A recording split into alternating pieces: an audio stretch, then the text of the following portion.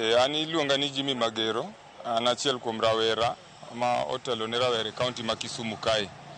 To an gi wach achiel mana dwa ni mondo awachi maduong'. Ni wach mar bet piny ni itimo dialogue, wan kaka joma tindo watamore.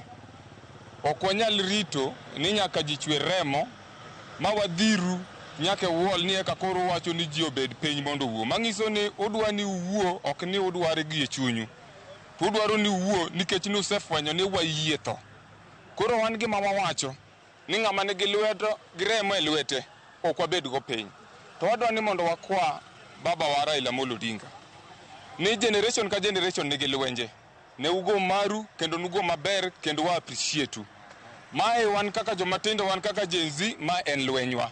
To kama wachime kode ni ok wadwa neno ni gik moko donje iye.